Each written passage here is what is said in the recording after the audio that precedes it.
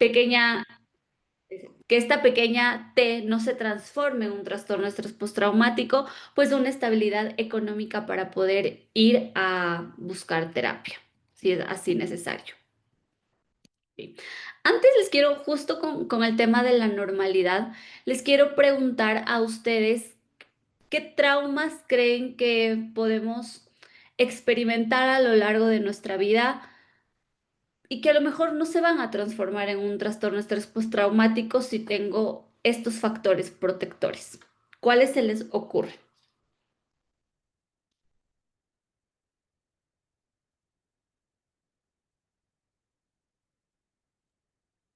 ¿Podría ser alguna ruptura amorosa? Ajá. La literatura ha empezado a cuestionarse e incluso a ya identificar que las rupturas, sobre todo rupturas en donde obviamente existió violencia y en donde existió infidelidad, podrían considerarse como un trastorno de estrés postraumático si no son bien llevadas. Entonces no hay que minimizar las rupturas amorosas, sobre todo cuando tienen componentes de violencia, cuando tienen componentes de infidelidad. El duelo, sí, la muerte repentina de un familiar, sufrir un accidente, que por ejemplo, por eso yo les decía, hay traumas que incluso van a ser esperados en nuestra vida. El que nosotros, nosotras perdamos a alguien que queremos va a ser un trauma esperado. En algún punto de nuestra vida vamos a perder a alguien o incluso en algún punto de nuestra vida vamos a perder algo significativo porque así es la vida. Y eso puede ser considerado un pequeño trauma si lo sepo manejar. Sufrir un accidente, a lo mejor sí, también eso es un trauma esperado. La mayoría de personas en algún momento podemos tener un accidente. Aquí que lo va a diferenciar, obviamente, la magnitud del accidente. Mientras más leve sea, menor probabilidad de desarrollar un trastorno de estrés postraumático. Y claro, un abuso sexual ya sería dentro de estas grandes T, que es afortunadamente afortunada, desafortunada, ya no sé cómo decirlo, sería un trauma que en realidad no nos debería de pasar a nadie, ¿no? El fallecimiento de una mascota, sí, realmente muchas cosas se pueden catalogar como trauma. Siempre la diferencia va a estar en mis factores protectores. Bien, entonces, ya con el trastorno de estrés postraumático, yo les voy a dar la clasificación del DSM-5. Todavía no del 5TR porque sigue siendo un poquito complicado, hay que comprarlo como en físico y bueno, al menos en Ecuador todavía no lo tenemos en físico y no sé si exista en línea aún, pero realmente yo estuve como comparando la sintomatología del DSM-5 y del DSM-5TR, que es el que ya deberíamos de estar ocupando ahorita y realmente en torno al trastorno de estrés postraumático no cambia tanto. ¿Y por qué también el DSM-5? Número uno, porque yo quiero creer que todas y todos sabemos que el DSM es un manual enfocado a diagnósticos de orden mental. También podrían, si ustedes quieren, ver la clasificación o incluso si me lo dicen ahora en el chat, lo podríamos revisar la próxima clase, la clasificación del CIE-11, pero realmente el CIE-11 sí es un manual mucho más médico que conlleva como ya todas las enfermedades, incluso de orden físico. Entonces yo generalmente siempre me baso en el DSM-5 porque está más especificado temas de orden mental. Sin embargo, en algo que sí se distingue es que, por ejemplo, en el DSM-5 no tenemos todavía el trauma complejo como diagnóstico y en el CIE-11 ya está el trauma complejo como diagnóstico. ¿Qué nos dice el DSM-5 acerca del trastorno de estrés postraumático? El inciso A es la exposición a la muerte, a una lesión grave o a una violencia sexual, ya sea real o incluso puede ser una amenaza. ¿Mm? ¿Qué quiere decir? Que el trauma no necesariamente tiene que haber pasado. Simplemente tener la amenaza de que me puede pasar ya puede ser un factor para generar un trastorno de estrés postraumático o para decirlo más chiquito, ahora le vamos a decir TEPT, que así le decimos, ¿no? En la A, en el inciso A, esta exposición tiene que ser experiencia directa, es decir, que me haya pasado a mí de manera personal. Presencia directa, que yo haya presenciado que a alguien cercano a mí, un amigo, una amiga, mi pareja, familiar, a lo mejor algún compañero o compañera de trabajo, le haya sucedido esto. Em, Conocimiento también de que este suceso le ha ocurrido a una persona próxima. ¿Cuál es la diferencia? Que obviamente en presencia directa yo estoy ahí. En conocimiento es solamente que llegué a saber, a lo mejor mi amiga me contó, mi familiar me contó, pero yo no lo vivencié junto con esa persona. Y una exposición repetida a detalles del suceso traumático. Y esto es importante, sobre todo para quienes trabajamos un poco en ambientes legales o jurídicos. Justamente la tanta revictimización que hay en el sistema legal de que una víctima tenga que contar una y otra vez su historia puede ser un factor para que exista TEPT.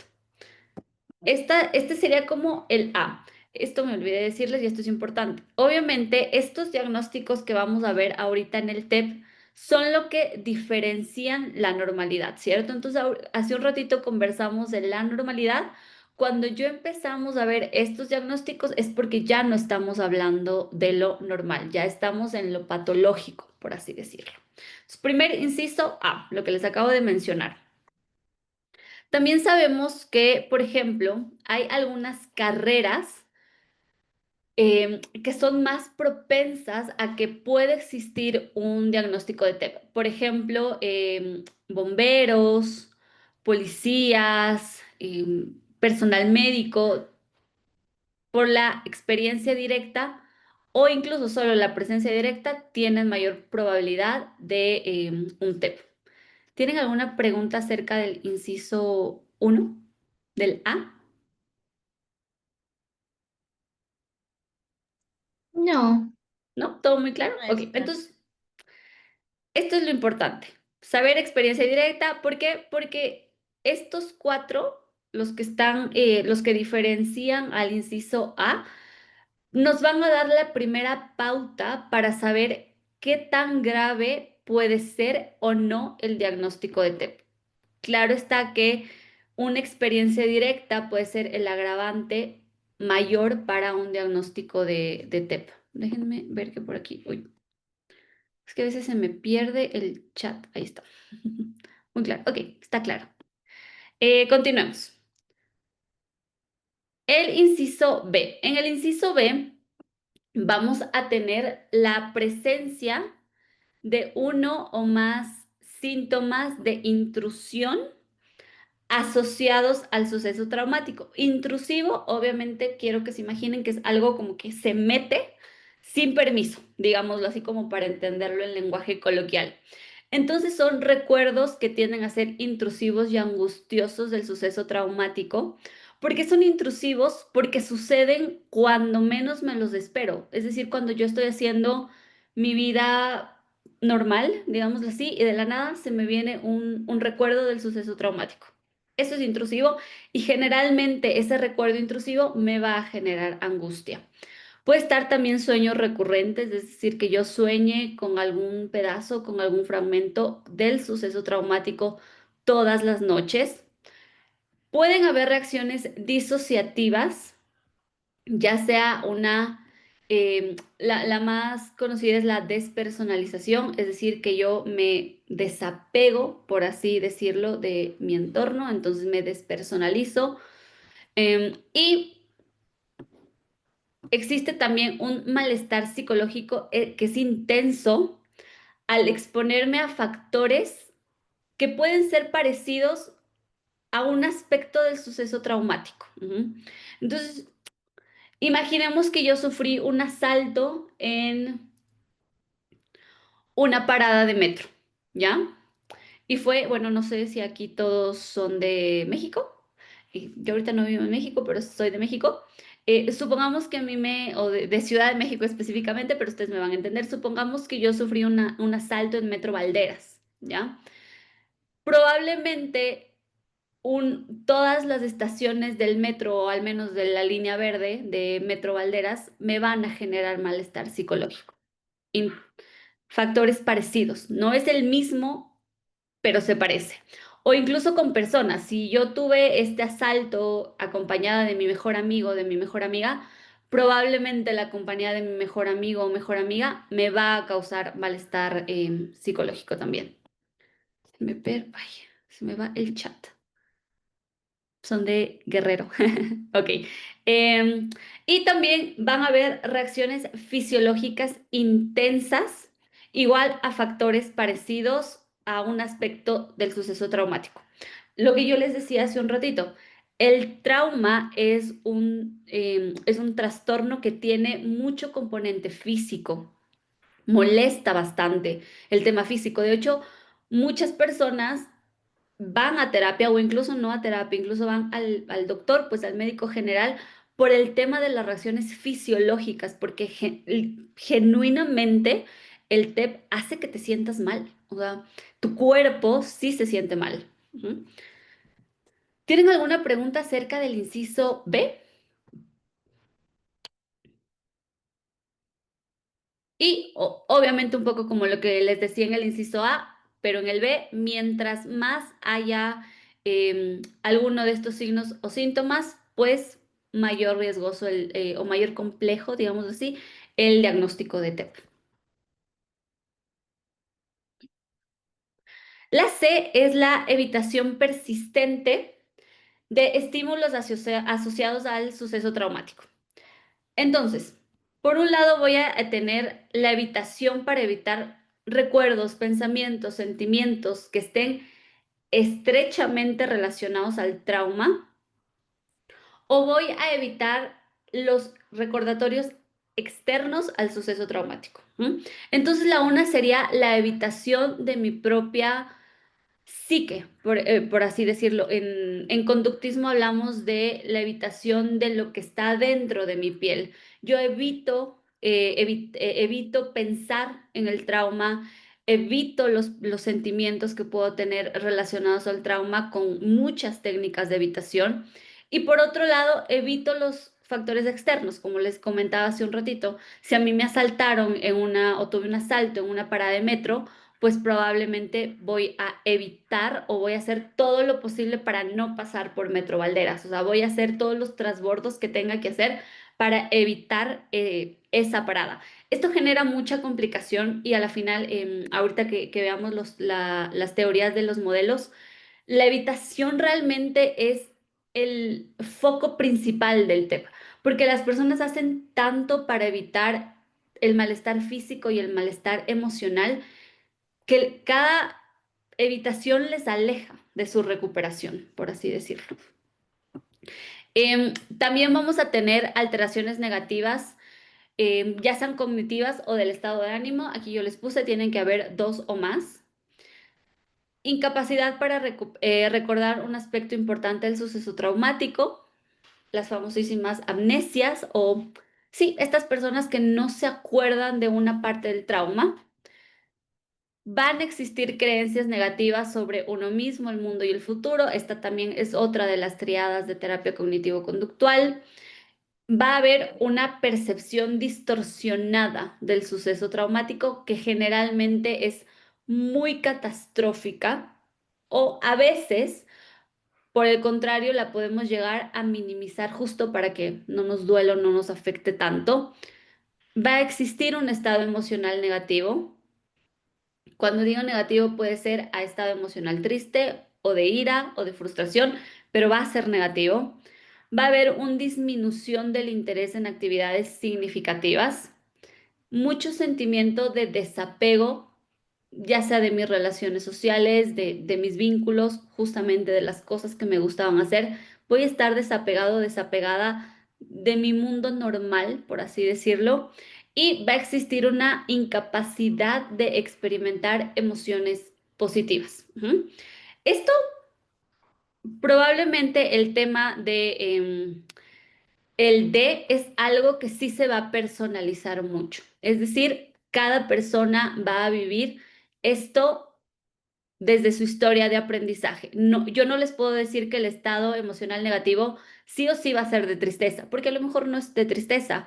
O no les puedo decir que generalmente se ve una disminución del interés en actividades laborales, porque a lo mejor no, lo laboral está bien, pero es lo social lo que falla. Entonces, esto, y en general con los diagnósticos de manual, hay que entenderlos para que nos den una guía, pero siempre hay que personalizarlos con base a las historias de aprendizaje de las personas que tenemos. ¿Mm? ¿Tienen alguna pregunta acerca del C o del D? Algo que no haya quedado muy claro. Yo voy a tratar de ver el chat, que no sé por qué se me esconde.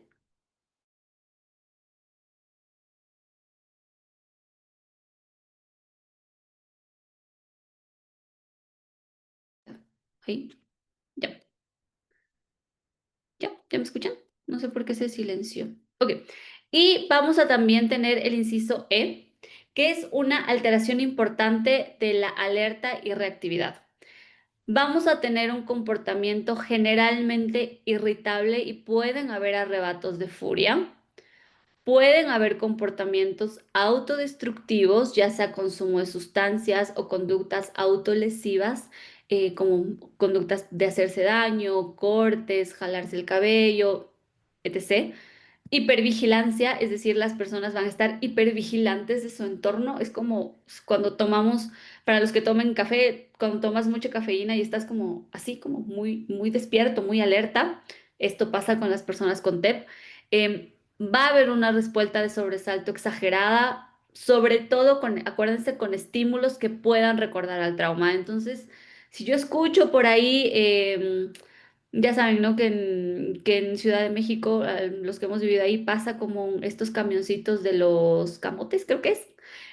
Si escucho ese pitido de los camotes y justo cuando a mí me asaltaron en Metro Valderas, sonó ese camioncito y yo vuelvo a escuchar ese sonido, aunque no esté en Metro Valderas, me voy a sobresaltar.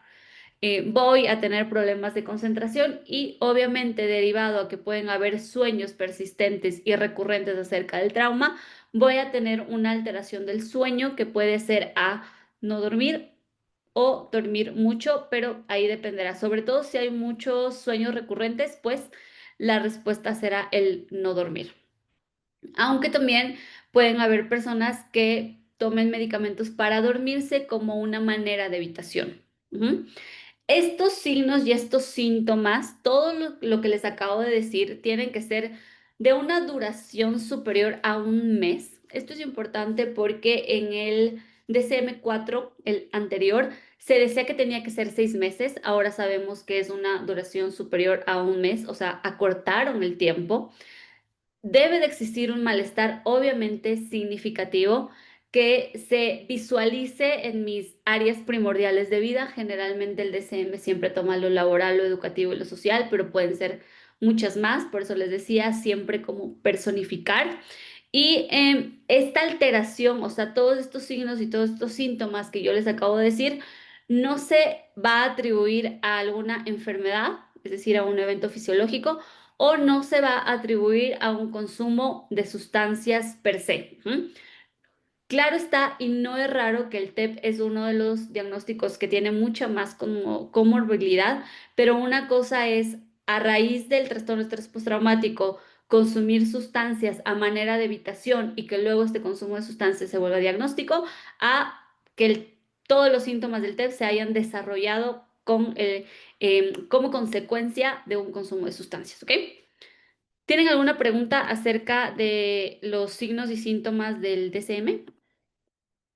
Ah, ah, Veo ah. en A el chat, ver, te la leo, sí, Linda. Dice, cuando una gracias. persona que sufrió un accidente traumático y refiere que no tiene ningún síntoma de TEP, puede ser considerado una alteración negativa. Entre paréntesis, nos menciona que perdió el brazo de forma traumática y le cuesta trabajo aceptar que esté enojado. Y nada más. Cuando una persona sufre un accidente traumático, refiere que no tiene... Ok, esto es importante. La persona, o sea, si la persona per se refiere que no tiene TEP, o sea, esta persona desde una conciencia dice, no, yo no tengo trastorno de estrés postraumático, o es una visión que se ha hecho desde un profesional. Porque, a ver, si es desde mi visión personal, acuérdense que el TEP está lleno de evitación. Entonces, claro, a lo mejor estoy evitando tanto pensar en el suceso que creo que no tengo ningún síntoma de TEP, pero por ejemplo aquí me dicen que la persona está enojada, entonces eso ya podría ser un síntoma de TEP. Que también, a ver, esto es importante y creo que eso lo mencioné hace un ratito. Pueden haber grandes traumas como los que nos menciona Xochitl, y si hay un buen acompañamiento, si hay una buena red de apoyo, el TEP no necesariamente se va a desarrollar. Ujú. Entonces, en el caso que nos ponen, habría que explorar mucho más si realmente sí no se desarrolló un TEP porque se dio un buen acompañamiento en el momento indicado. Obviamente va a existir malestar, claro está, pero a lo mejor el malestar fue el normal dentro de la circunstancia, o si realmente la persona refiere que no tiene TEP, número uno, porque no sabe qué es TEP, a lo mejor, y número dos, porque tiene muchas conductas evitativas y eso le lleva a creer que no desarrolló TEP, pero a lo mejor por mucha evitación siempre hay ciertas cositas que pueden salir a la luz, entonces habría que evaluarlo. Mm, mm, mm. A ver, ¿cómo manejar la ansiedad que dice de la persona cuando de todos modos tiene que volver a vivir el mismo suceso traumático? Ahí, la tormenta, ayer que veíamos que la lluvia va presente y que los ríos salen de su cauce para... este ya se había vivido en 1999 y vuelve a ocurrir en ajá. Muchas personas entran en crisis severas. Sí, justamente. Por ejemplo, lo que nos está contando María del Refugio podría ser catalogado como una grande T porque está relacionado a un evento de desastre natural. Entonces es totalmente normal que las personas que vivieron ese evento probablemente ahora que están viendo correlaciones o que están viendo que las cosas están sucediendo un poco igual que en 1999 estén en estado de alerta. E incluso se genera como una crisis colectiva y entonces hay este miedo colectivo y a lo mejor ya las personas fueron al supermercado a hacer todas sus compras de emergencia, etc., etc., etc.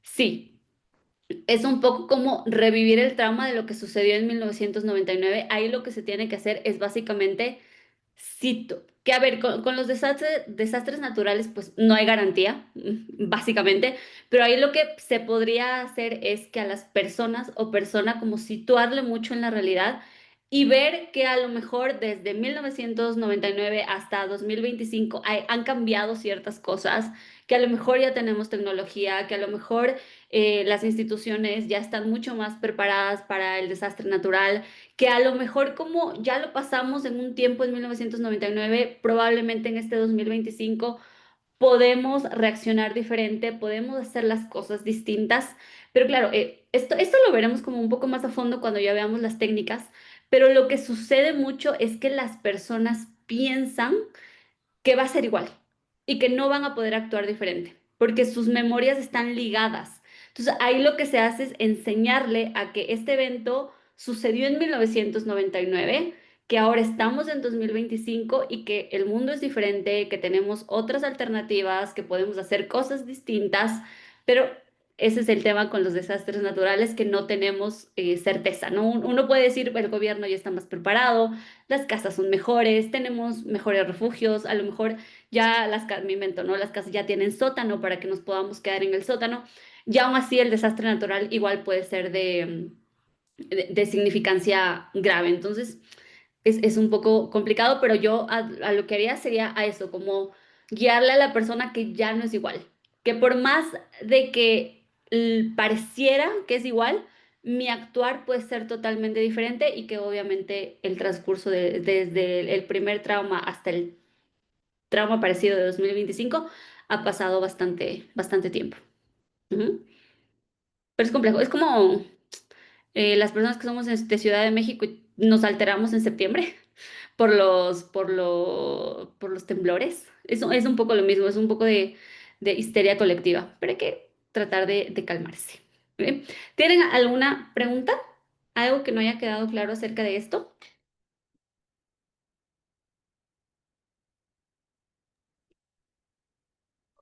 Bueno, en el chat no hay nada, no sé si ¿No? Ok. alguien tenga alguna duda.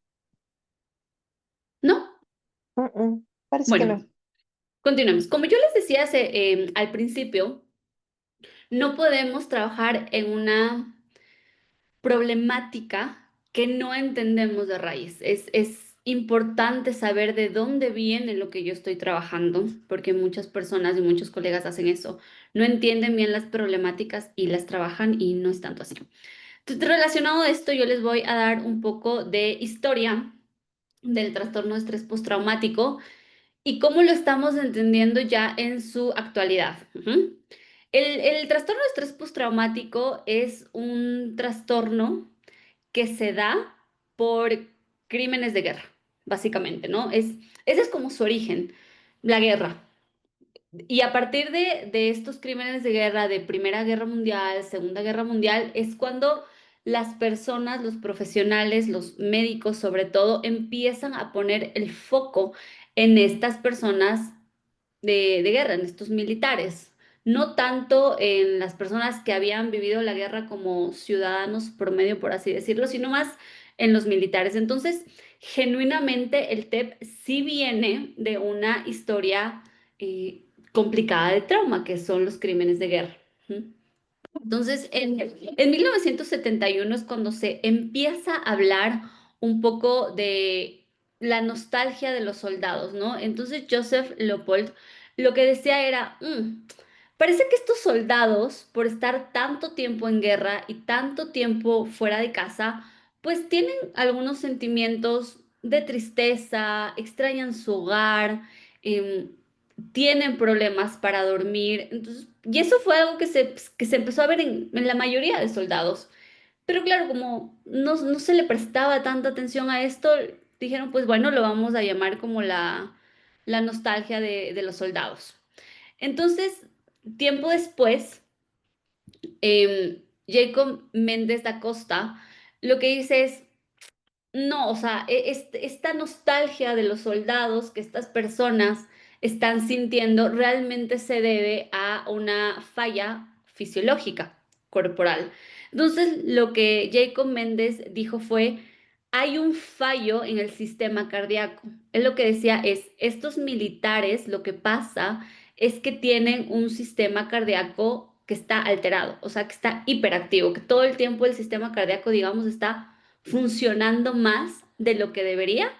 Y es por este sistema cardíaco alterado o elevado que las personas tienen taquicardia, tienen problemas de sueño, pero nada más. Entonces, ¿cuál fue el tratamiento? Se les daban pastillas como calmantes para esta taquicardia y ya. Y se dice como, bueno, ya, les damos estos medicamentos que descansen un poquito y luego ya pueden regresar a guerra, ¿no? En 1919, cuando termina la Primera Guerra Mundial, se empieza a hablar de la neurosis de guerra o conocida como también choque de proyectiles. ¿Qué pasó ahí? Los médicos empezaron a dar cuenta que la mayoría de soldados se tenían justo respuestas de hipervigilancia cuando escuchaban choque de proyectiles, ¿no? Entonces ellos decían, ok, estos síntomas que tienen porque siempre era como todo alrededor de los problemas para dormir. Decían como estos síntomas que tienen de problemas para dormir, algunas personas ya estaban presentando pánico, se debe a que escuchan el choque de proyectiles y se asustan, ¿no? Algo raro pasó aquí en la neurosis de guerra y se dieron cuenta que había militares que no necesariamente habían escuchado los proyectiles y que también tenían pánico y también tenían problemas para dormir. Entonces eso como un poco descartó la idea de que sea choque de proyectiles, pero por generalizar se dijo que era por eso y a eso se le llamó neurosis de guerra. Luego, ya no se habló tanto de neurosis de guerra, sino se habló de una reacción de estrés de combate. Ujú. ¿Qué quiere decir? Estas personas o estos médicos que vieron los choques de proyectiles decían, esto no tiene sentido, estas son reacciones de estrés de combate. Es decir, nuestros militares estaban muy agotados genuinamente de haber estado tanto tiempo en la guerra que tienen estas reacciones de estrés. ¿Qué hay que hacer? Pues hay que darles terapia, ¿no? Y en estos momentos es cuando se les empieza a dar a estos militares los famosos electroshocks, para ver como que si así se calmaban. Y sí, genuinamente sí, sí hubo un cambio. ¿Por qué? Porque querían nuevamente que estos militares se recuperen lo más rápido posible para que puedan volver a la guerra. Y fue en 1952, no hace tantísimo realmente, o sea, si nos ponemos a ver, no es hace tanto tiempo que se crea el primer diagnóstico de trastornos mentales, del DCM-1, y al TEP se lo pone como una reacción de estrés grave. Tomando como en cuenta la reacción de estrés de combate, lo que dijeron, ok, es pongámoslo dentro de una reacción de estrés grave, pero que no hay que prestarle tanta atención porque es algo que se puede solucionar genuinamente rápido, como le das nuevamente este tema de medicamentos para que se relajen y las personas van a estar bien. Ujú. Algo importante que mencionar del DCM-1 y su diagnóstico de reacción de estrés grave es que ponen en el mapa las redes de apoyo. Ujú. Entonces, lo que dice el DCM-1 es, aparte de darles fármacos para que estas personas estén mucho más calmadas, también démosles redes de apoyo, es decir, que estén en su casa, en su ambiente, para ver si se mejora. Y genuinamente también sucedió que sí. Derivado de esto y derivado como de la poca importancia que se le dio, realmente la reacción de estrés grave como que se quedó ahí, ya no lo investigaron tanto y fue en 1968 en el DCM-2 que se modifica esto y se le llama ahora reacción de adaptación a la vida adulta. Pero esta reacción de adaptación a la vida adulta solo tenía cuatro traumas, por así decirlo, que eran los embarazos no deseados que tenían estas mujeres, pensamientos de orden suicida, por un lado. También están todavía los militares de guerra, los sostienen. También las personas que estaban en cárcel a quien se les había dado una sentencia de muerte. Y también por primera vez se empieza a hablar de violencia sexual. Entonces, estos eran como los cuatro traumas en los que entraba la reacción de adaptación a la vida adulta.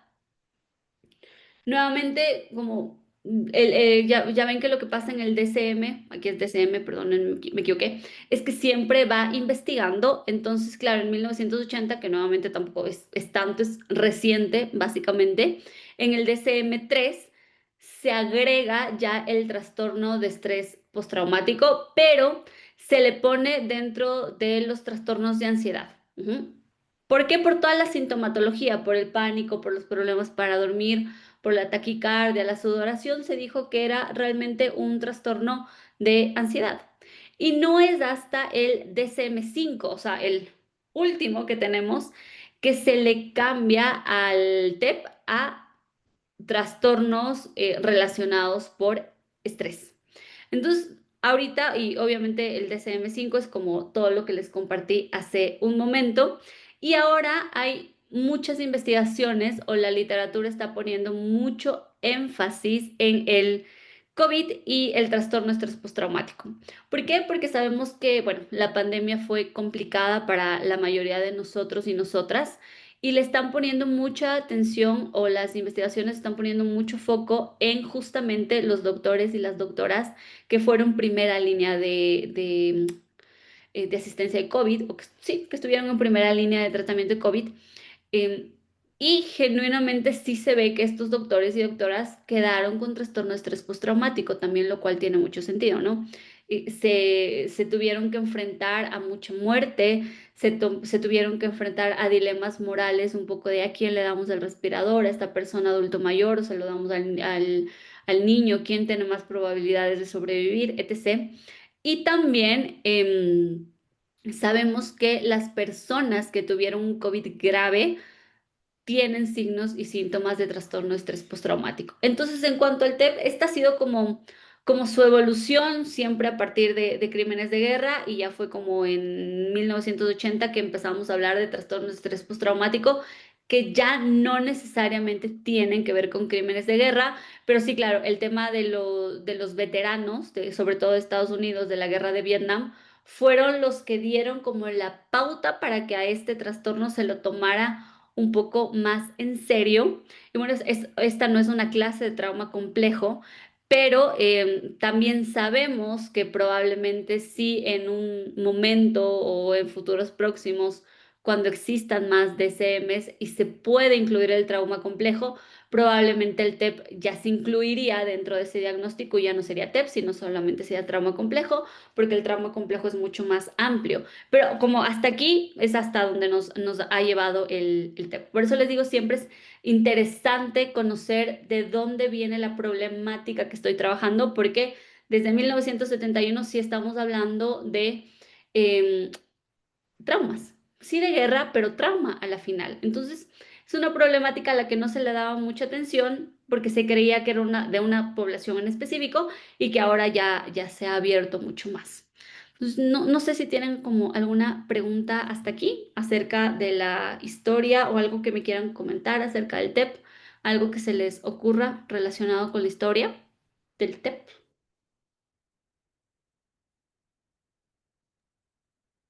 Bueno, en el chat no hay nada. ¿no? No, pero no Ok. sé si esto tenga que ver con algo, no recuerdo cómo, sí, creo que se le denomina la mirada de las mil yardas, algo ¿Yardas? así. Ajá. Sí, sí, Ajá, sí, sí. voy a hacer como una parte de esto. Podría Y, ser. Ujú. ok, nos pregunta Eduardo Durán si el síndrome de la mujer maltratada está considerada dentro del DSM-3 o desde un inicio. El síndrome de la mujer maltratada está considerada Ajá. desde el DSM-3 o desde un inicio de ¿dónde? No sé, ¿te refieres hacia la parte del inicio de su violencia ¿O de o, la creación del o de la DSM, será? creación del, ajá, no Ok, sé, podría ser, ¿no? Ah, de la de la creación del creación. machismo. Ah, ok. Ajá, sí, el síndrome de la mujer maltratada está justamente desde el DSM-3, obviamente por temas culturales, ¿cierto? Eh, Todo se va moviendo, ahora ya en el DSM-5 ya no tenemos síndrome de la mujer maltratada porque realmente eso es un poco lo que pasa. Se dan cuenta de que, por ejemplo, síndrome de la mujer maltratada puede entrar dentro de TEP.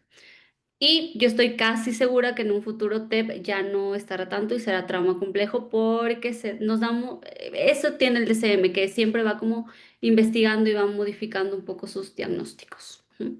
Pero sí, el tema de la mirada de las 1000 yardas puede estar relacionado con TEP y yo creo que es más un tema de disociación. Yo creo que es un Mm, tema más de sí, disociación. sí podría ser Ujú, como por ujú. esta pérdida, ¿no? Sí, porque En el son sentimiento. miradas un poco perdidas, como que no Sí, están justo. No, no es la presentes. parte tanto sí del hecho, pero no del presente. Ujú, Ok, ujú. vale. Ok, Muchísimas gracias, Marta. bien.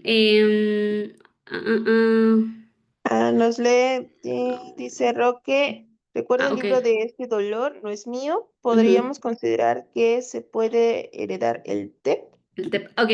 Este libro de Este dolor no es mío, se ha hecho bien popular. Es un libro que, corríjanme porque yo la verdad no lo he leído, per se, sé que existe y tengo como un poco de conocimiento está basado un poco en constelaciones familiares, ¿cierto? Entonces, claro, si el libro está basado en constelaciones familiares, se podría decir que el TEP sí, puede ser heredado. Yo no creo que el trastorno de estrés postraumático se herede como tal, que creo que se heredan los patrones de conducta relacionados al trastorno de estrés postraumático, ¿no?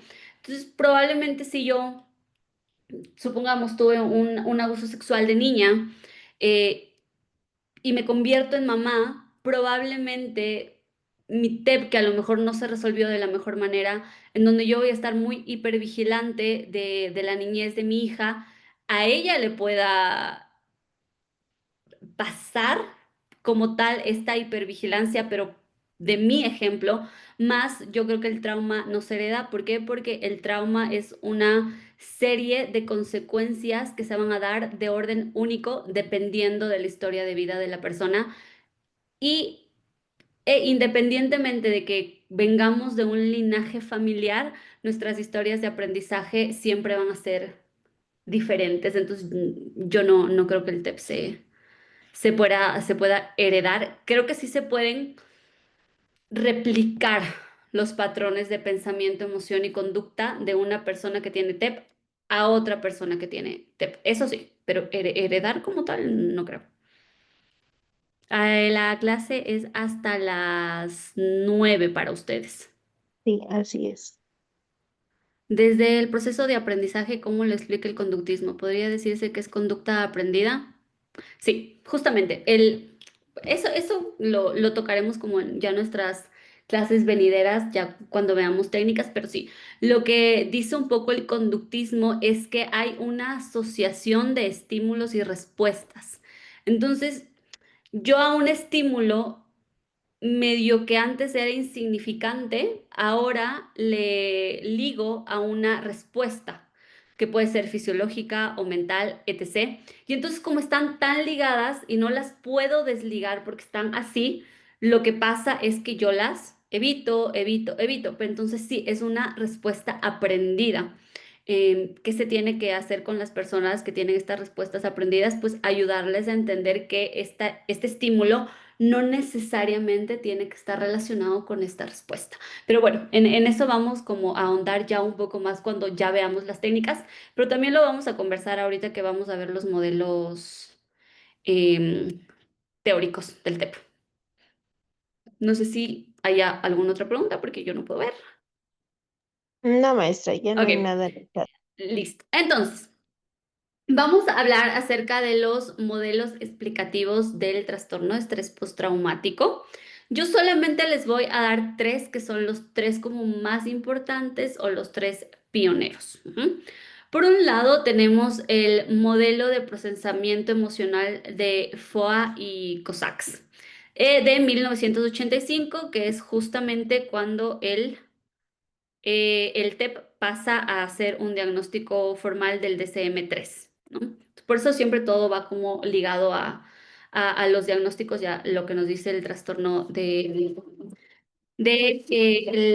enfermedades mentales. Entonces, este modelo de procesamiento emocional, lo primero que establece para trabajar un TEP es que hay que distinguir lo que es un miedo normal de lo que es un miedo patológico. ¿Mm? Entonces, ¿qué consideramos un miedo normal? Ellos dicen que un miedo normal es una respuesta que se da con base a asociaciones previas, ¿no? Que ya tenemos desde antes aprendidas. Y esta respuesta se da ante un peligro que es objetivo para nuestra supervivencia. Eso le catalogamos como miedo normal. Ujú. Ejemplo, bueno, nosotras que somos como mujeres y tenemos algunas problemáticas un poco diferentes a las de los hombres, probablemente, ojo, no quiero decir que esté bien y que sea justificado, solo estoy diciendo que pues así es como un poco la realidad. Probablemente que yo esté sola en una calle poco transitada, a mí, y a lo mejor veo a dos sujetos como un poco sospechosos, me va a disparar una respuesta de miedo normal. Porque claro, con todo lo que escucho en las noticias acerca de lo que les puede llegar a pasar a mujeres solas en la noche, esas asociaciones, todas esas asociaciones mentales van a hacer que yo tenga una respuesta ante probablemente un peligro que sí es objetivo. Yo, mujer sola, un lugar oscuro y dos hombres como con una pinta media rara, probablemente miedo normal o genuinamente,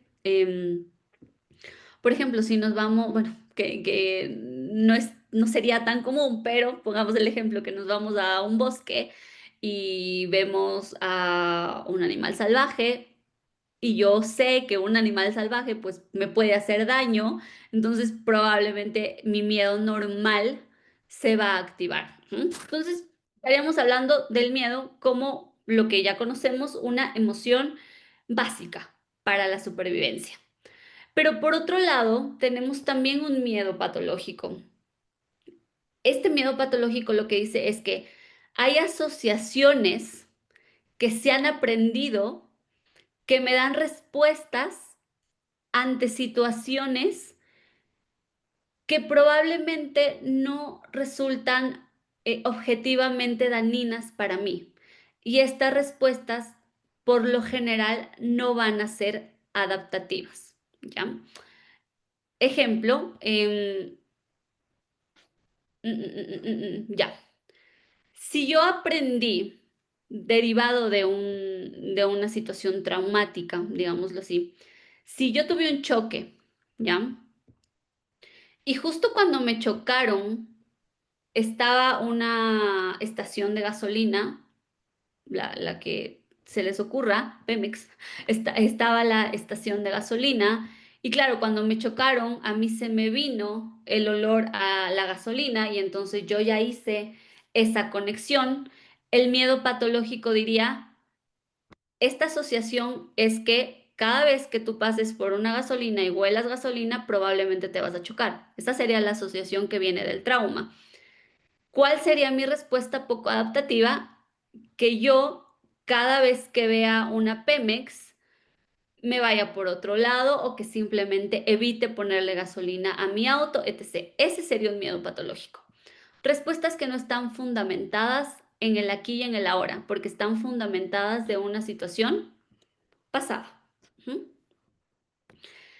Y lo que dice este modelo de procesamiento es que esta estructura patológica del miedo se sostiene porque hay evitación conductual, lo que yo les decía, el tema de evitar pensamientos, sentimientos acerca del trauma o factores externos.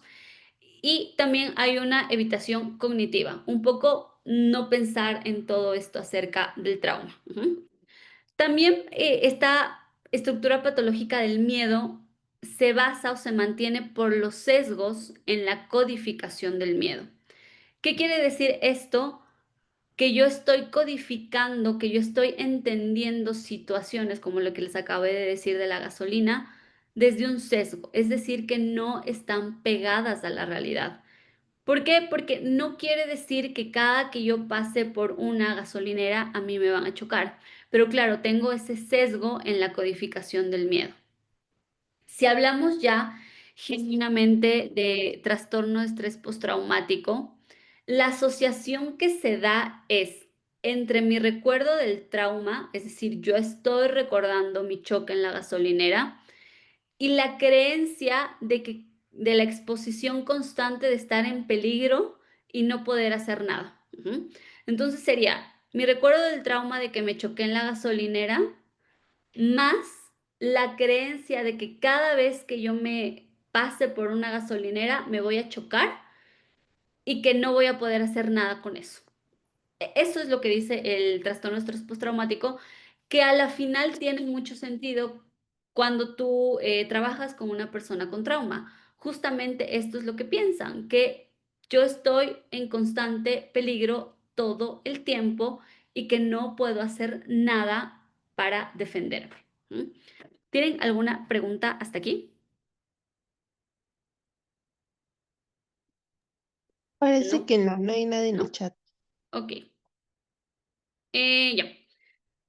¿Qué pasa con este proceso emocional? Que como les acabo de decir, el procesamiento emocional va a ser una red de asociaciones anómalas, es decir, una red de asociaciones que no hacen mucho sentido con lo que está pasando siempre en el aquí y en el ahora. Es como si las personas con TEP, chicas, chicos, estuvieran atadas a un pasado, a la situación traumática del pasado y no pueden salir como de esa atadura. Entonces, el que estén tanto tiempo en esa atadura mental y física, porque acuérdense que hablamos de lo físico, hace que haya una red de asociaciones anómalas.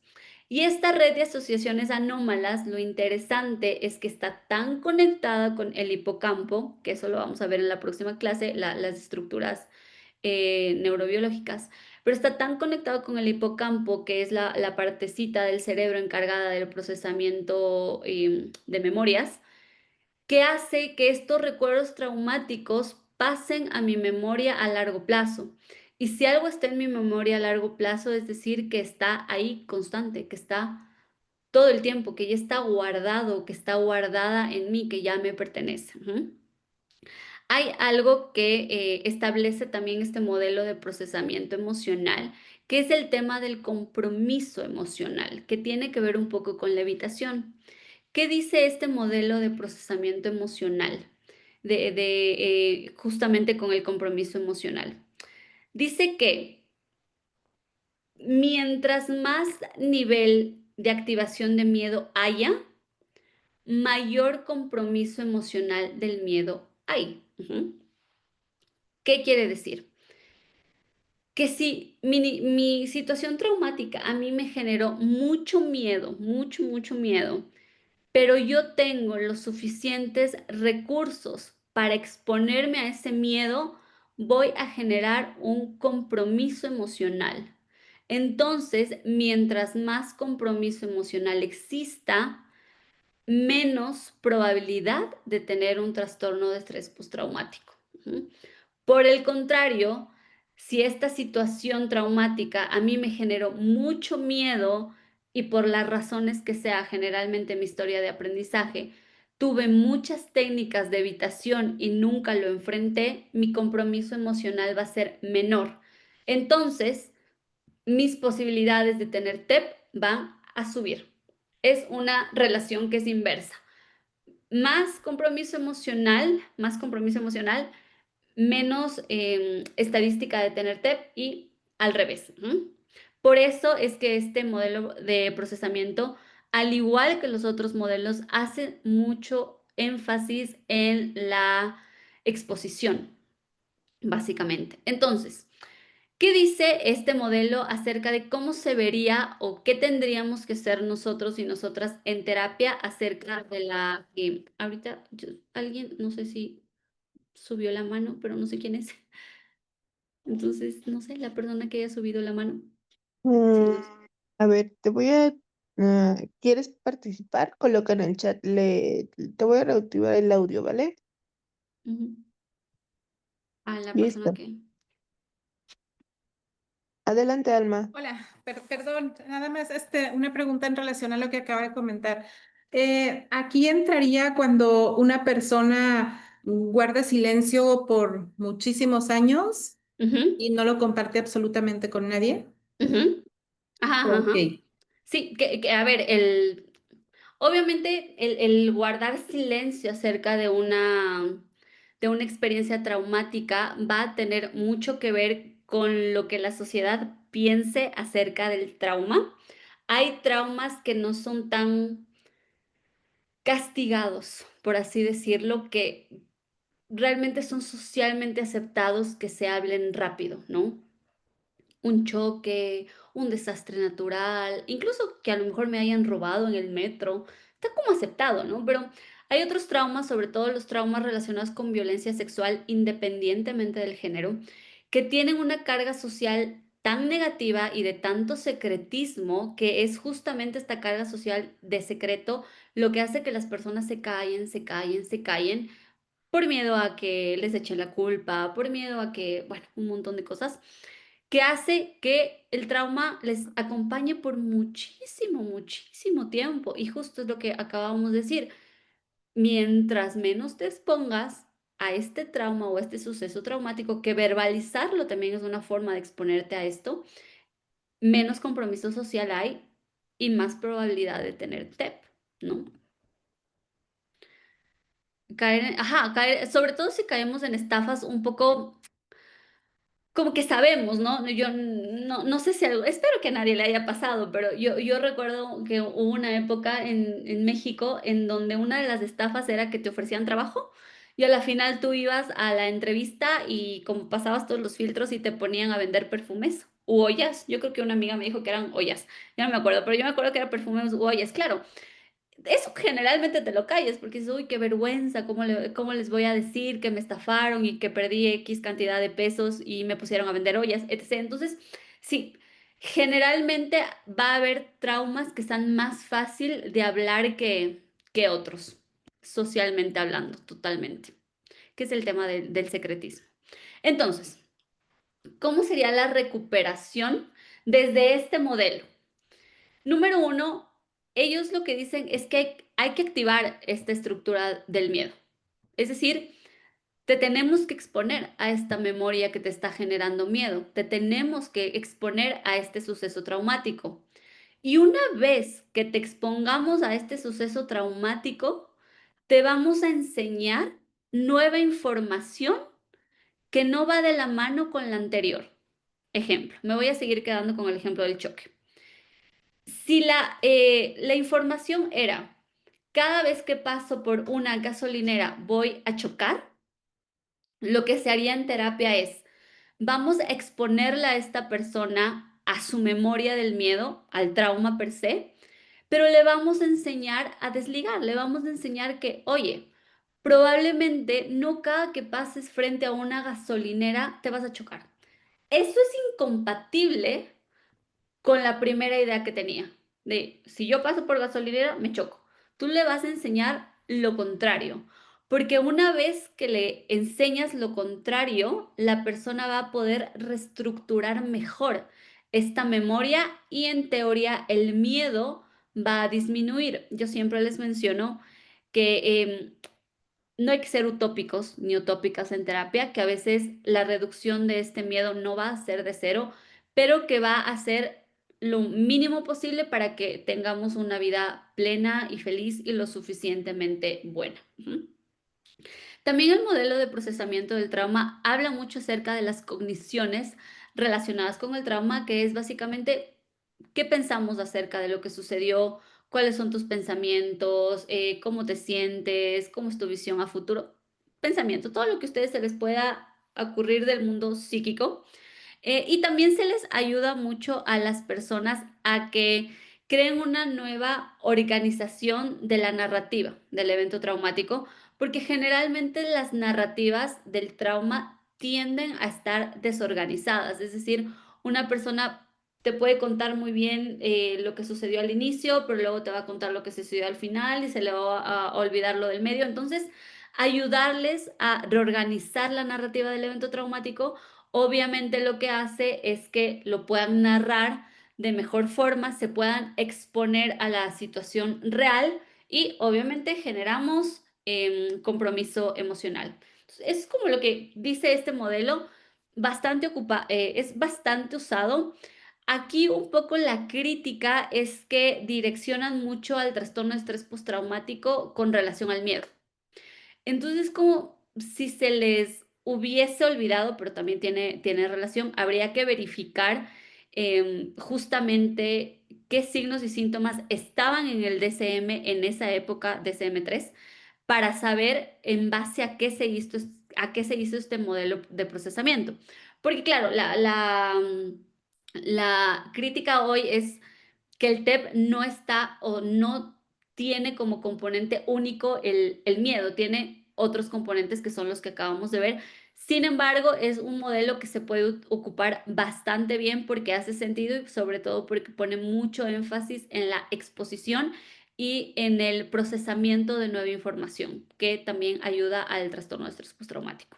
Entonces, este es el primer modelo, que es un modelo que no es antiguo, realmente es un modelo bastante nuevo. ¿Alguna pregunta con este modelo?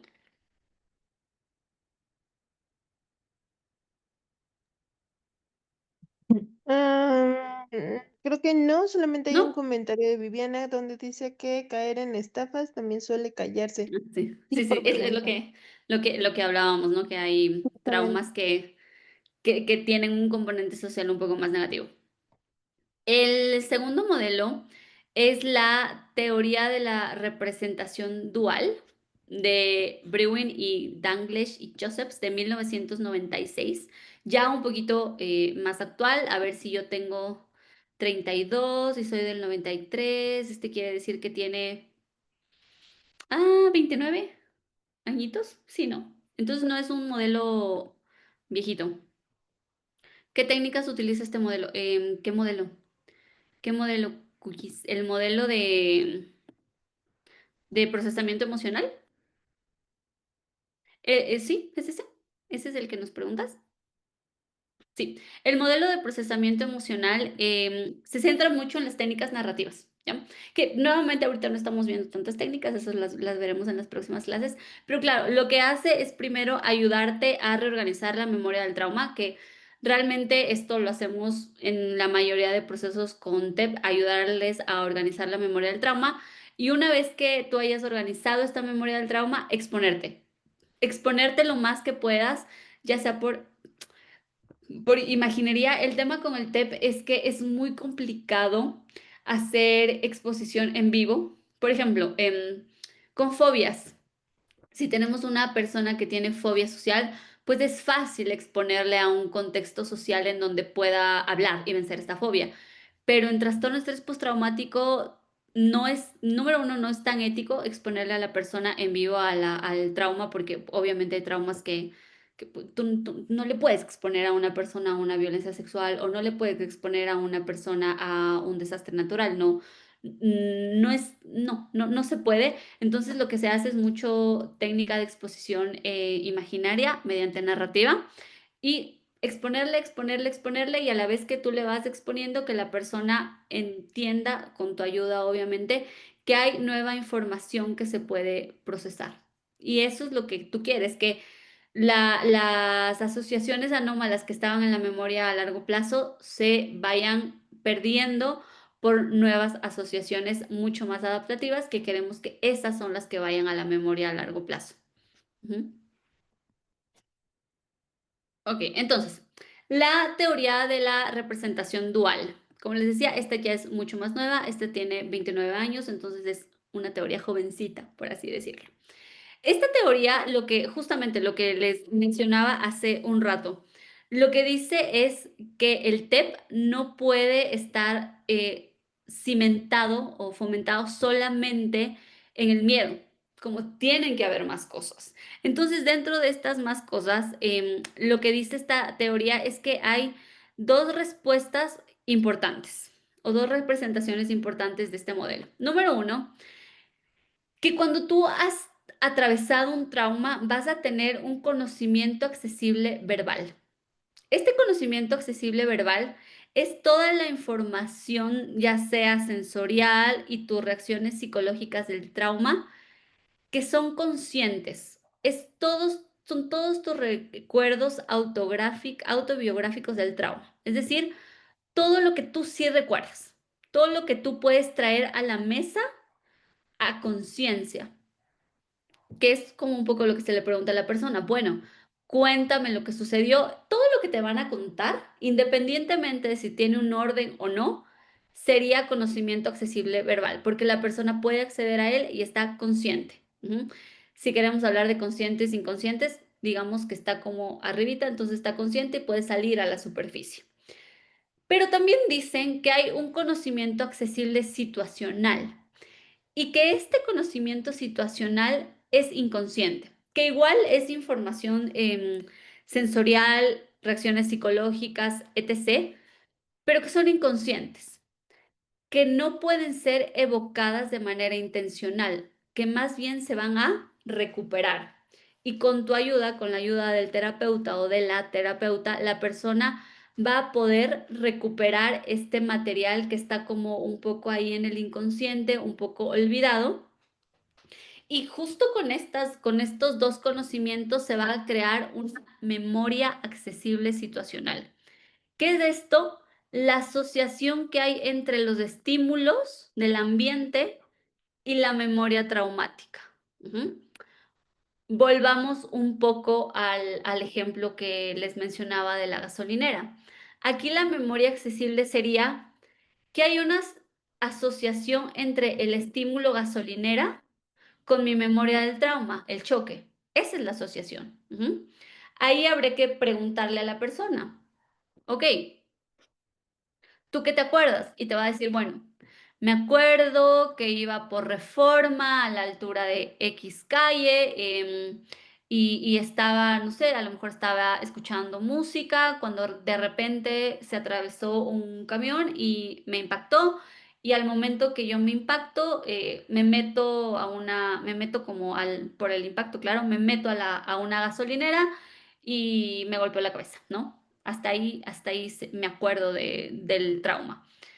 Tú le ayudas a la persona a decir, ok, vamos a ver qué estímulos había en este ambiente. Y entonces la persona te va a decir, bueno, me acuerdo que era la gasolinera Pemex, me acuerdo que había mucho olor a gasolina, me acuerdo que, bueno, todas estas cosas que están en tu inconsciente, que existen y que se tienen que recuperar y que generalmente las recuperamos a través de preguntas, nada de hipnosis ni nada de cosas raras, generalmente por preguntas, ayudarle un ejercicio interesante que se puede hacer en esto es enviarle a la persona que escriba o que haga notas de voz y que luego las escriba, que luego las lea o las escuche y que a medida de que las vaya leyendo o escuchando vaya completando los huecos, porque pasa mucho esto que tú escuchas y dices, ay, pero me faltó esta parte y entonces la completas hasta que la persona sienta que está lo más completa posible.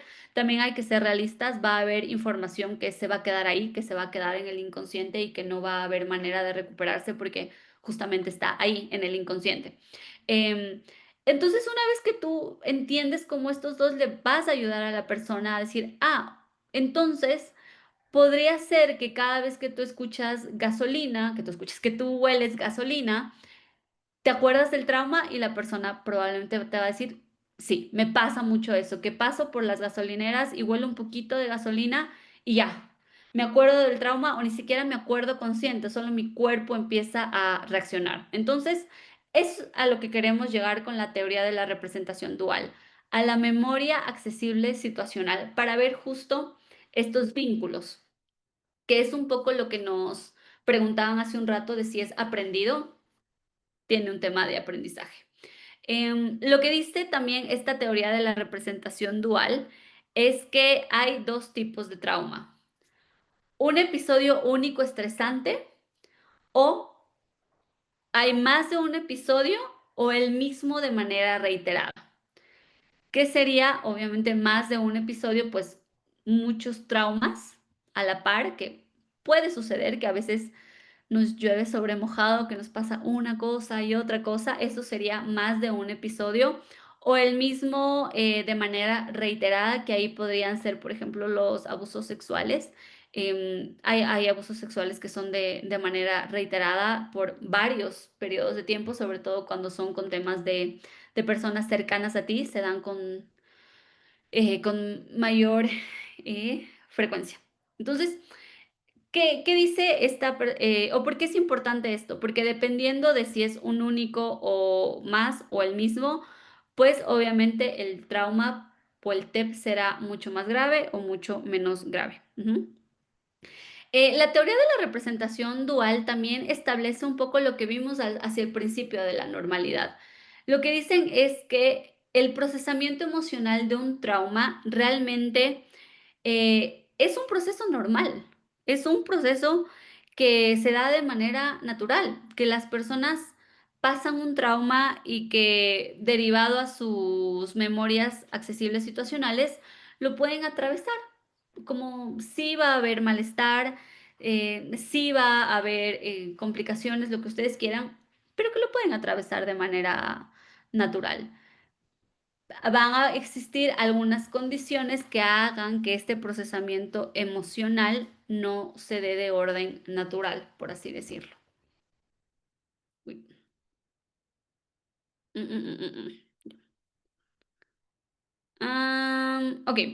En la teoría de la representación dual queremos varias cosas, pero lo primero que queremos es que obviamente las memorias del trauma sean procesadas adecuadamente, que es un poco también lo que decíamos en el modelo del procesamiento emocional.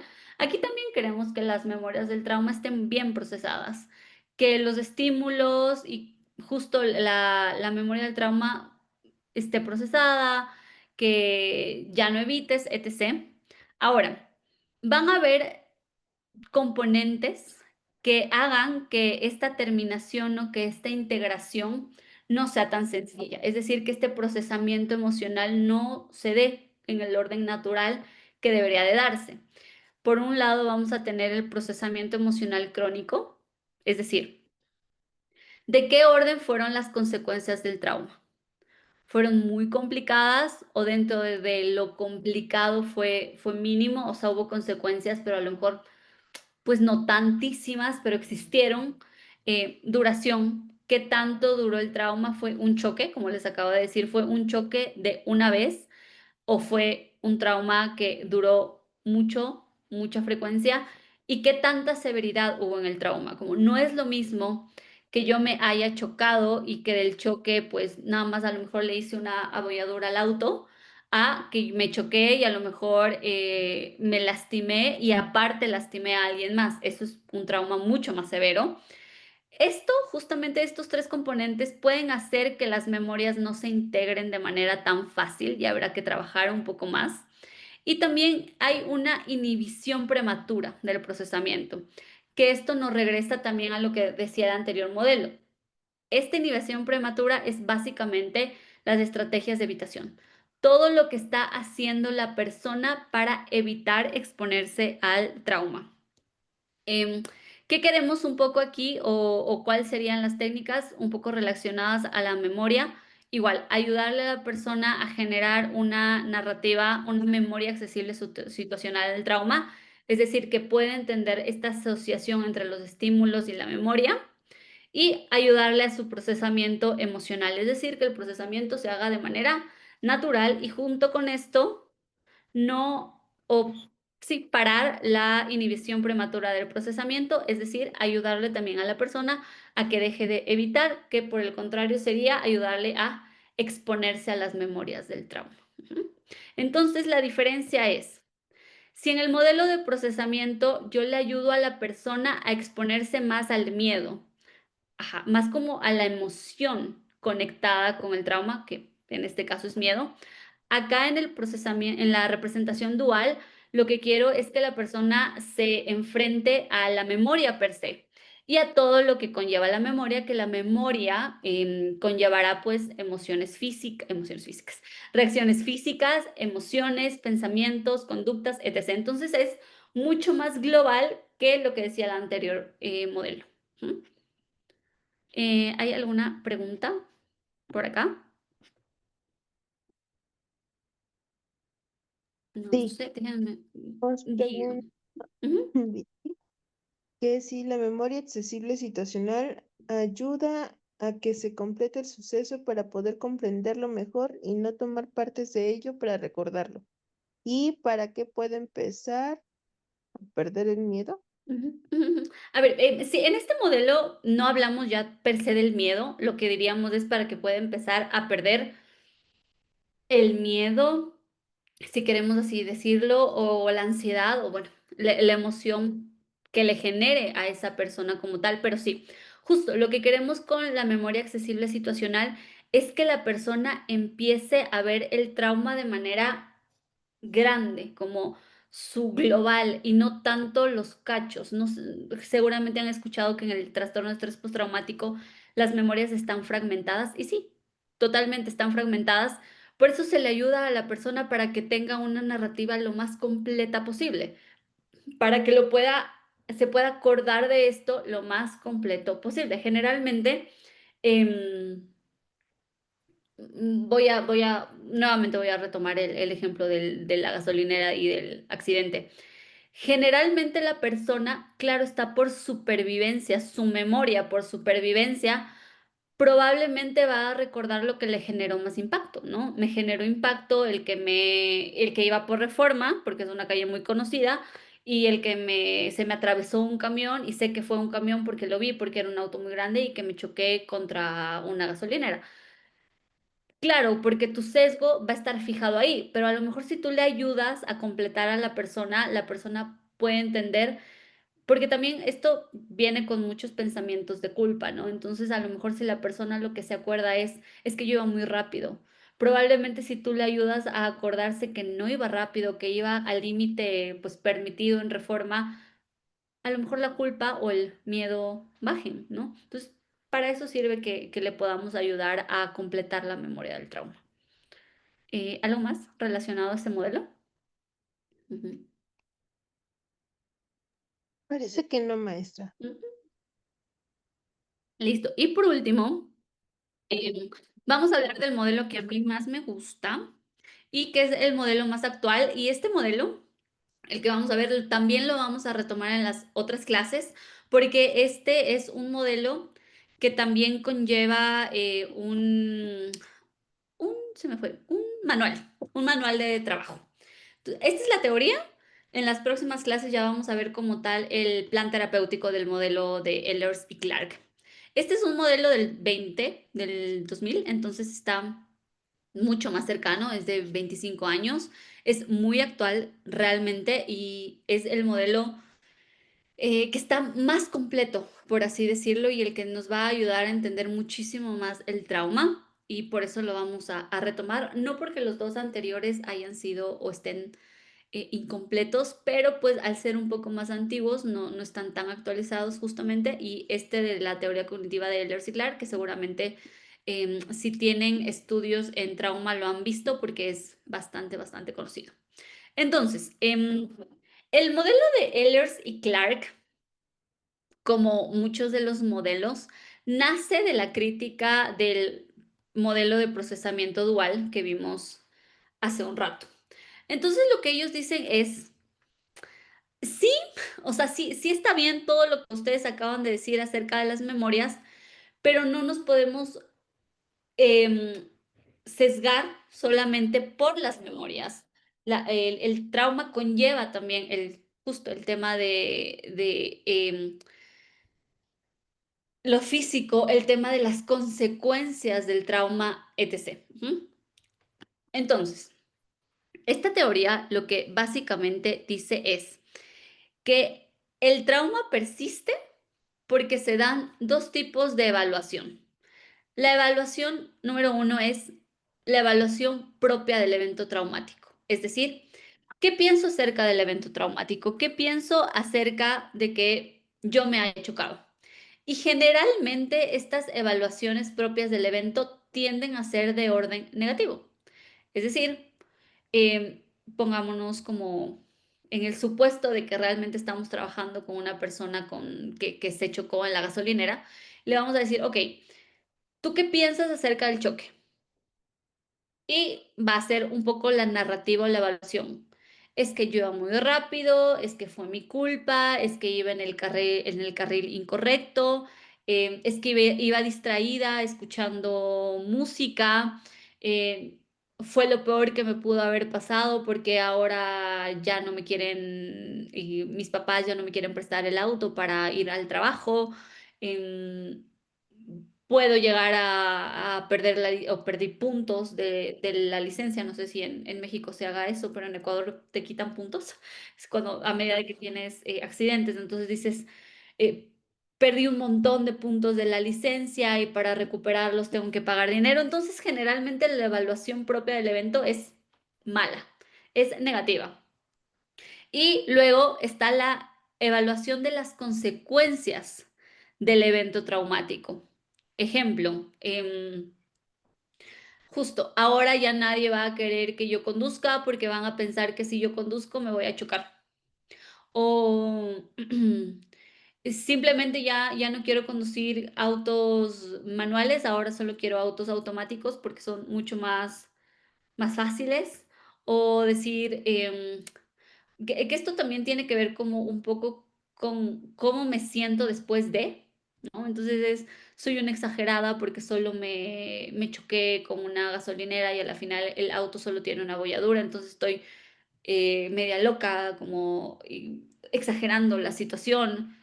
Entonces, es diferente, ¿no? Primero, cómo veo el trauma y número dos, cómo veo las evaluaciones o las consecuencias, perdónenme, acerca del evento traumático, acerca de lo que me pasó. Ujú. Y también ellos lo que sí hablan de memoria, pero lo que dicen es que la memoria acerca del evento traumático que tiene que ver con el procesamiento dual está pobremente elaborada. No es una memoria completa. Ujú. ¿Por qué? Porque número uno, hay incapacidad para evocar un recuerdo total, claro. Es raro, es muy raro que una persona que haya sufrido una situación traumática te pueda contar todo el evento traumático. Casi no se da. hay una incapacidad, ¿no? Y número 2, un poco lo que conversábamos al principio con los signos y síntomas, hay mucha aparición que es involuntaria de recuerdos. Entonces, eso hace que la narrativa del trauma no esté tan bien elaborada como podría estarlo. Ujú. Y también hablamos de que existe una naturaleza de reexperimentación. Las personas que han atravesado una situación de TEP van a tener la tendencia a reexperimentar la situación. Reexperimentar sobre todo el tema de los síntomas físicos y el tema de los pensamientos catastróficos, ¿no? Entonces, cada vez que paso por la gasolinera, me late muy rápido el corazón. Cuando huelo gasolina, a mí me late muy rápido el corazón, entonces eso ya me hace acordar de mi choque. Y dos, el tema de reexperimentarlo acá, ¿no? Es como pasar por la Pemex y ver cómo te chocaste y acordarte y del camión. Entonces, eso es la naturaleza de la reexperimentación. Un poco lo que les decía también, que existe una pobre elaboración de las memorias autobiográficas. Las personas no se acuerdan de todo lo que sucedió en el trauma. Generalmente se van a acordar las partes em, que sean necesarias un poco para la supervivencia. Ujú. Ahora, em, es muy dicho o está muy dicha esta creencia de que las personas se olvidan partes del trauma. Ujú. Puede que sí, puede que algunas partes pues se olviden porque no son necesarias para la supervivencia. Ejemplo, en mi tema del accidente de coche, probablemente no fue necesario para mi supervivencia ver la marca del camión. Probablemente eso es como fue muy secundario con todo lo que pasó, el que mi memoria y mis sesgos selectivos se hayan fijado en la marca del coche, pues no, pues como que no tenía ningún sentido alguno, o a lo mejor no me acordaba de qué traía puesto el señor del coche, o incluso ni siquiera yo me acordaba de lo que estaba puesto, porque no es importante para, ¿saben? Y hay otros eventos del mismo trauma que son tan incómodos y que generan tanto malestar que evito pensar en ellos, más no me olvido, solamente evito. Ujú. Entonces, claro, de tanta evitación pienso que no me acuerdo, pero una vez que medio me veo obligada a acordarme, idealmente en procesos terapéuticos, sí me acuerdo, lo único que hago es que ya no estoy evitando, ¿no? Entonces es como si tú le preguntas a una persona, oye, pero ¿te acuerdas en qué calle estaban? ¿Se acuerdan que yo les había dicho que según estaba en Reforma? A lo mejor a la persona ya eso le causa tanta aversión el acordarse de la calle de Reforma que dice, no me acuerdo, no me acuerdo en qué calle estaba, pero lo estoy evitando. Sí me acuerdo, nada más que lo estoy evitando. Pero claro, cada vez que paso por la calle de Reforma, porque el cuerpo sí se acuerda, me empieza a latir el corazón. Y yo digo, ay, ¿por qué me latirá el corazón cada que paso por esta calle? Entonces, eso es diferente, ¿no? Las personas sí se acuerdan, evitan, y habrá otros detalles que genuinamente no se acuerdan porque probablemente no son tan relevantes, ¿no? O porque hubo un tema de disociación, pero eso hay que evaluarlo. Ujú. Y también un poco lo que conversábamos acerca del aprendizaje. ¿Qué pasó? Que se dio una asociación de estímulo con estímulo. Es decir, mi accidente de auto, accidente de auto, yo lo conecté con el olor a gasolina, estímulo. Accidente de auto igual olor a gasolina. Entonces, cada vez que yo huelo a gasolina es igual a accidente de auto. Y también hay una relación estímulo-respuesta. Cada vez que yo paso por una gasolinera, me sudan las manos. Entonces, cada vez que yo pase por una gasolinera o incluso con estímulos parecidos a la gasolinera, me van a sudar las manos, ¿no? Entonces, no sé, a lo mejor si yo veo por ahí una pluma, digámoslo así, una pluma que tiene como un sellito de Pemex, yo me acuerdo y digo, como, ay, Pemex, y me empiezan a sudar las manos. Esto es totalmente aprendido. Y también está el primado, que es básicamente esta asociación. La asociación de estímulo-estímulo y estímulo-respuesta es tan fuerte que se activa muy rápido. Es decir, las personas están tan primadas o tan fusionadas, como diría ACT, la terapia de aceptación y compromiso, a estas asociaciones que son fáciles de activar. Es decir, yo no necesito literalmente pasar a la misma hora en Reforma por la misma gasolinera para que todos mis signos y síntomas de TEP se me activen. Con tal de pasar por una gasolinera que huela a gasolina, incluso estando en otro estado, a mí se me pueden activar mis síntomas de TEP. ¿Este primado tiene un componente de supervivencia? Claro que sí, porque lo que hace es voy a estar tan activo para que no te vuelva a pasar lo mismo. Nada más que, como acordándonos un poco del primer modelo de procesamiento, son respuestas que no están siendo adaptativas al tiempo presente, por así decirlo.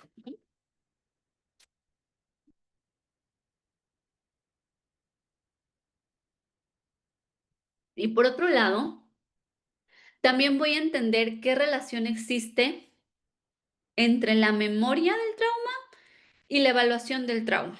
Es decir, ¿qué estoy acordándome y cómo eso que me estoy acordando lo estoy evaluando? ¿Qué conexión hay entre estas dos? Que tienden a ser bidireccionales. Es decir, mi memoria del trauma me va a generar una evaluación del trauma y esta evaluación del trauma también me va a generar como un sesgo en cuanto a mi memoria del trauma. Van como de ambos lados. Por aquí teníamos un mensaje, pero ya no le veo porque no me puedo meter al chat. Bueno, ahí está, ya me salió. Lo recuerda, pero evita hablarlo y finge no. A ver, no es que finja, genuinamente no es como que dice, ay, voy a fingir que no me acuerdo, no. Simplemente lo evita, o sea, no viene desde un lugar de voy a fingir que no me acuerdo de que me choqué en Reforma, solamente evito acordarme en dónde me choqué. No viene desde un lugar de lo voy a fingir, solo genuinamente lo evitan y ya. Ujú. Ok, continuamos. ¿Qué queremos acá? Es entender la relación entre los procesos cognitivos y mis conductas maladaptativas. Es decir, el proceso cognitivo que conlleva cada que yo paso por una gasolinera, me voy a chocar, ¿hacia dónde te está llevando? Generalmente las conductas maladaptativas tienden a ser a conductas evitativas. Es decir, este tema de que cada que paso por una gasolinera y me voy a chocar me está llevando a simplemente no manejar o no ser la encargada de ponerle gasolina al coche, etc.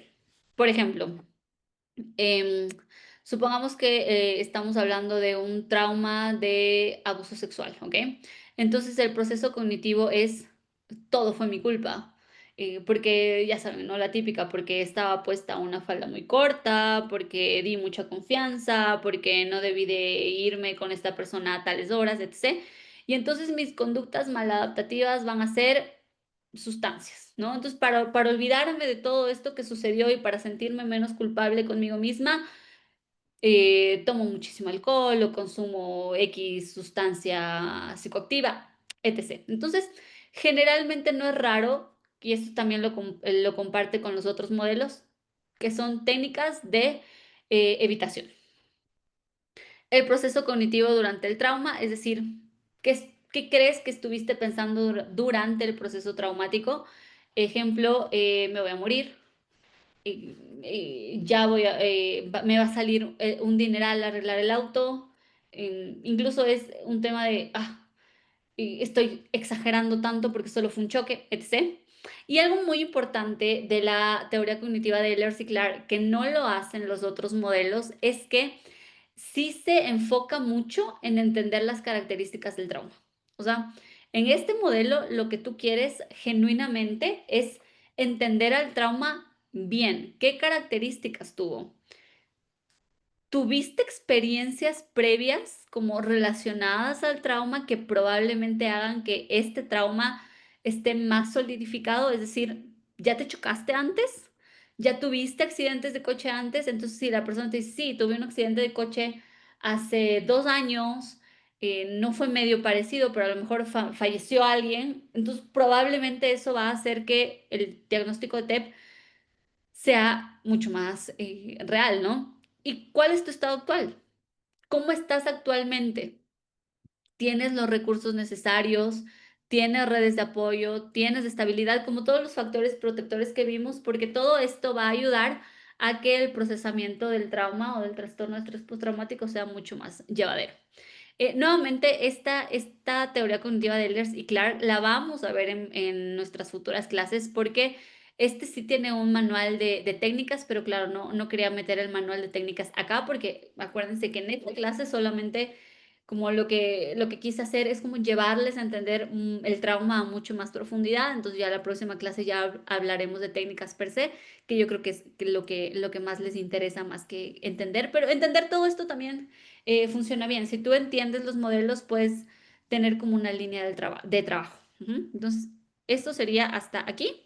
No sé si tienen alguna pregunta o duda que me quieran hacer. ¿Algo que mencionar? Yo no puedo ver el chat, entonces no sé si hay por No, ahí nada. alguna pregunta. Perdón, es que me agarró la tos, pero no hay nada en el chat. No hay nada en Ah, el ya chat. escribieron algo. Ah, sí. Pero no, Muchas gracias. nada más están agradeciendo, Sí, sí. sí, sí, sí, sí. ¿Tienen alguna otra pregunta? ¿Algo que no haya quedado muy claro de lo que vimos en la clase de hoy? Vamos a ver si hay manitas levantadas. No, parece que ¿No? tampoco. Mm, mm, nada. ¿Hay alguna duda que aún? Sí. ¿Sí se guarda en lo inconsciente?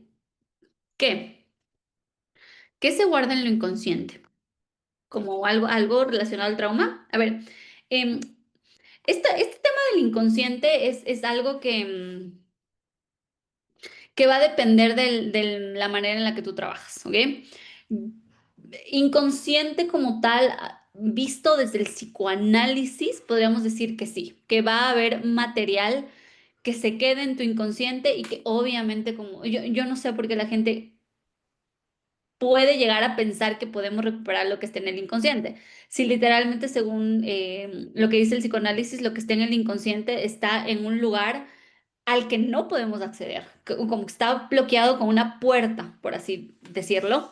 Desde el conductismo y desde, sí, la terapia cognitivo-conductual, conductismo, terapias de tercera generación, no creemos tanto en el inconsciente, creemos que hay material que simplemente no se ha visto reforzado y al no verse reforzado, pues se ha quedado ahí y probablemente no atravesó a la memoria de largo plazo y se quedó como en memoria de corto plazo, que es un poco lo que yo les decía, el material del trauma que por X o Y razón no fue importante en ese momento y al no ser importante, pues no se pasó a mi memoria a largo plazo y se quedó ahí, como la marca del camión o cómo iba vestida yo cuando me choqué, etc., como esa clase de cosas.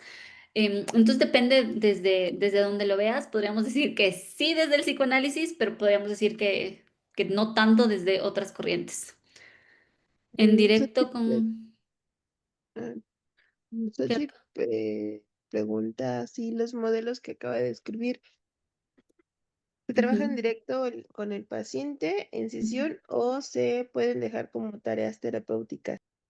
Lo ideal es que, y no solo como con el tema, pero claro, lo ideal es que tú le des las herramientas en sesión y que lo que se vio en sesión se complemente en la vida real, porque hay que ser muy honestos y honestas. Si las personas vienen a terapia con nosotros, nosotras van a estar con suerte 1 hora, una vez a la semana. Entonces, que todo lo que se ve en terapia se consolide en 1 hora es medio complicado. Entonces, claro, lo ideal es que lo que tú ves en terapia la persona lo complemente con tareas terapéuticas para que pueda atravesar el trauma mucho más fácil. Es decir, tú le enseñas lo que les acabé de decir, ¿no? Le das la herramienta de que necesitamos que completes la memoria del trauma para tener justo una memoria completa que se pueda trabajar. Entonces yo te doy las herramientas, pero necesito que tú lo hagas en tu casa o en tus tiempos libres, como quieras, para que acá esto ya llegue medio reforzado, sino medio difícil que se haga solamente 1 hora. Entonces sí, tiene que ser en terapia y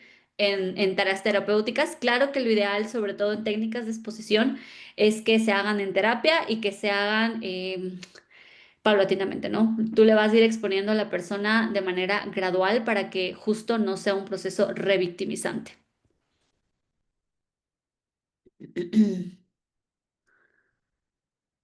Después, ¿qué mecanismos de defensa podría utilizar?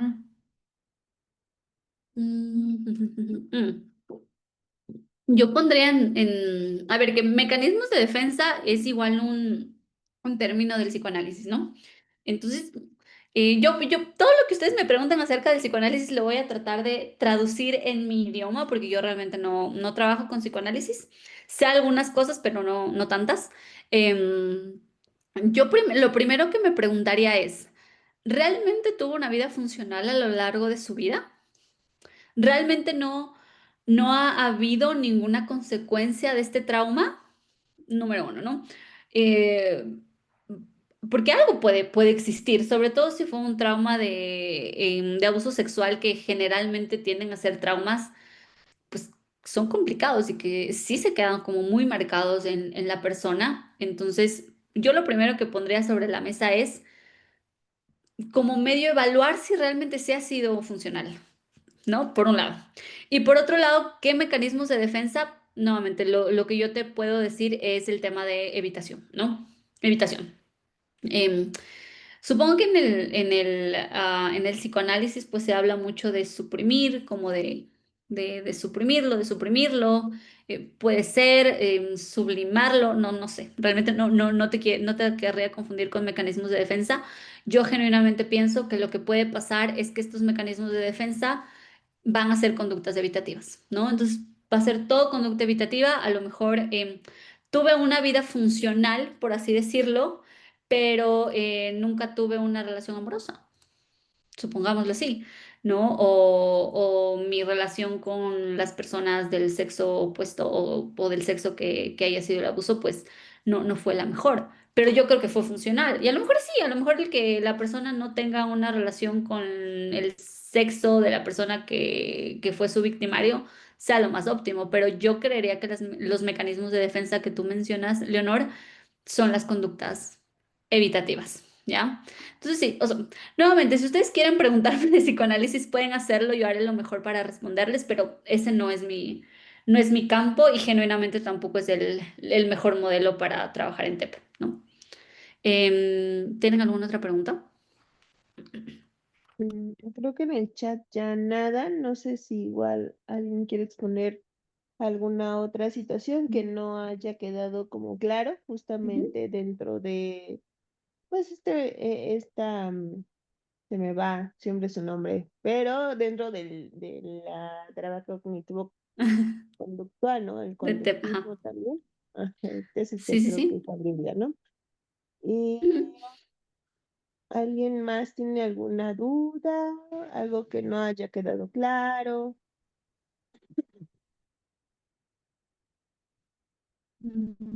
Creo que no, creo que estamos ya bien por, Sí, por la parece que noche ya. de hoy. Sí, Bueno, pues nada, a mí me ha dado mucho gusto darles como esta clase introductoria, como les acabo de decir, yo sé que la mayoría de ustedes quiere que ya nos metamos a las técnicas de intervención, sí lo vamos a hacer ya las próximas clases, se los prometo, pero es importante como entender un poco el contexto de lo que vamos a trabajar. Sí, entonces nada, nos estaremos viendo el próximo viernes ya con un poco más de técnicas de intervención, ¿ok? Tengan una buena noche, muchas gracias. muchas gracias a usted, maestra. Gracias. Y nos vemos el próximo viernes. Que Sí, tengan muy buena gracias. noche todos y descansen.